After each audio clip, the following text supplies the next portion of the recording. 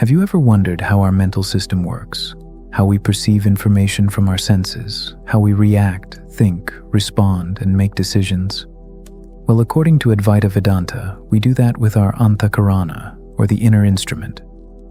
For our better understanding, let us consider a corporate office within a building, which houses various tools, machines, and communication systems.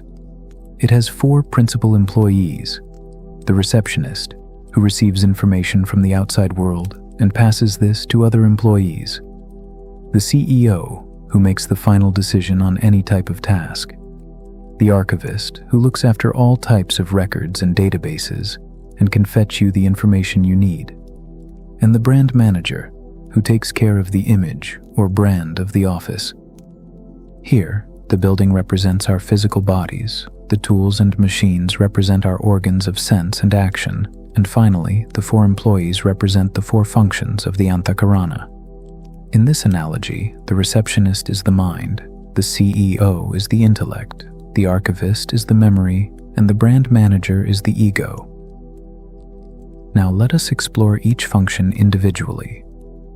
The mind, or manas. It is the one that interacts with our world via the organs of sense and action. It is very indecisive and tends to get trapped in the dichotomy of do's and don'ts. It is the mind that communicates outside information to other inner functions, acting as a bridge between them. Just like the reins of a chariot can control the horses but need someone to guide them, the mind requires guidance from the intellect to control the senses. The intellect, or Buddhi. It is the one that decides everything. It is the determined judge that gives the verdict with reason and understanding.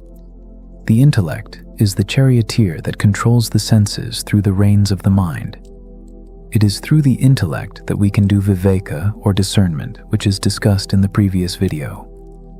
The memory, or Chitta. It holds all the recordings of past events and experiences. The memory does not make any decisions, but it's that history nerd that provides the information to the intellect for it to decide. Memories often become the basis of emotions like fear and disgust. Without memory, the intellect would have no past context to make a decision, and the mind would have no dichotomy to wonder about.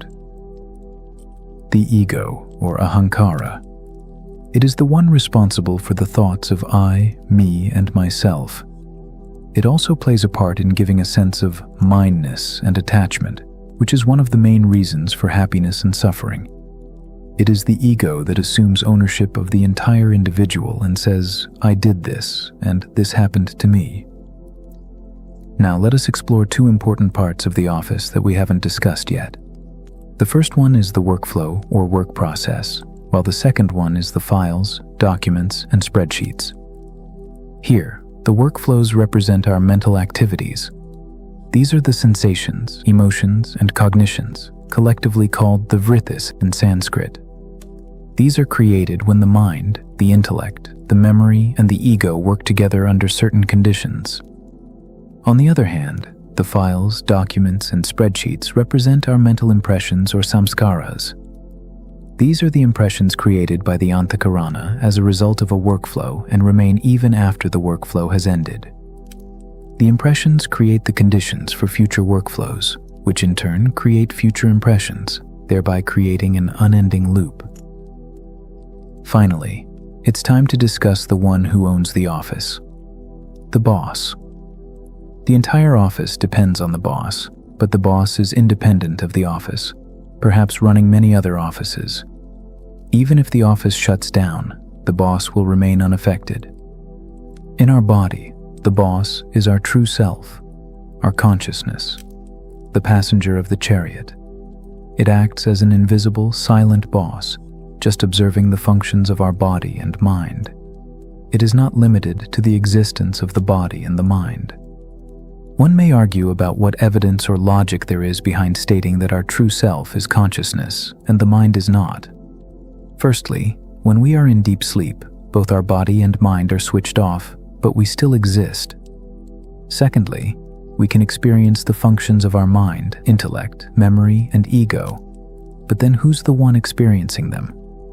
We won't go deeper into this topic here, but those who are interested can check the video on the self already published on this channel. Before we leave, one last, final inquiry. Each office has a particular type of environment. Somewhere it is restless and overworked, somewhere it is confused and disorganized, while somewhere it is calm and efficient. Similarly, our mental system can also appear passionate, lethargic, or balanced.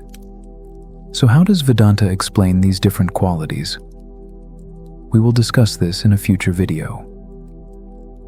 If you have found this video interesting, do like and share it with someone who might also find this meaningful.